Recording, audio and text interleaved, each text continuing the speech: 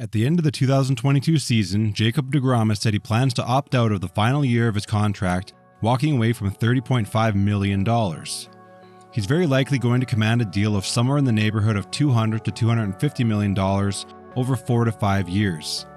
Many Mets fans have commented that they don't think he's going to be worth that much money. They think that money could be better spent elsewhere. However, I'd have to disagree with that. Simply put, deGrom is head and shoulders above every other pitcher in the league. Despite only pitching since the start of August, deGrom is already 32nd in the National League in WAR for pitchers. That's pretty crazy considering deGrom has only made 10 starts, while most of the pitchers ahead of him on the leaderboards have made more than 30. Not only that, but on deGrom's current contract, he's outperformed his WAR. The estimates are that one WAR is worth about $8 million in player salary paid. deGrom has made $97 million, so that's 12.2 WAR. He's put up 16.7 despite being injured. Even at $250 million over 5 seasons, that's 31.3 WAR, which is a realistic number for him to hit. He could hit that with 3 healthy seasons. That's not to say there aren't other good free agent pitchers that will be available this offseason. Justin Verlander will be available, however, he seems likely to re-sign with Houston. Nathan Eovaldi took a pretty big step back after a great 2021 season. Carlos Rodon has a player option and has put together 2 great seasons, but this is the first year he's thrown over 150 innings in 6 seasons. Depending on how the postseason goes this year, some teams might see deGrom as the key piece to put them over the top. If the Yankees lose, they could be interested. The San Diego Padres have recently shown that they're willing to pay to compete right now. If the Dodgers win, deGrom in a Padres uniform could elevate them into division contenders. The Philadelphia Phillies would love to steal deGrom from their division rival. The National League East is the best it's been in a while, and Philadelphia is all in right now in terms of their payroll. It's not even out of the realm of possibility that the Dodgers could try to acquire him, especially if they don't win this year. They've spent over the max in the past, and they could do it again. However, the Mets would be crazy not to match any offer.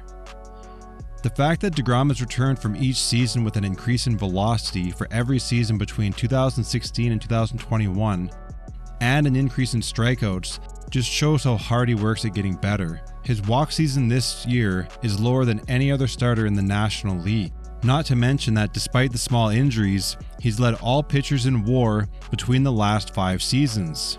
Another reason to sign him is that elite pitchers seem to be able to pitch effectively well into their late 30s and early 40s. Randy Johnson pitched until he was 45, Roger Clemens retired at 44, and Greg Maddux retired at 42. On top of that, training recovery and rehab is better than it's ever been. Justin Verlander signed a 1-year contract for $25 million, and that's after he just missed 2 full seasons that would have been his year 37 and 38. Now he's well on his way to winning the Cy Young this year. deGrom's teammate Max Scherzer just signed a 3-year, $130 million deal that will take him until the end of his 30s. That's $43 million a year for a 37 to 39-year-old. As great as Scherzer is, deGrom's numbers, especially in the past 2 seasons, have blown Scherzer's away. 150 innings pitched, 14.2 strikeouts per 9, 1.14 walks per 9, and a FIP of 1.43.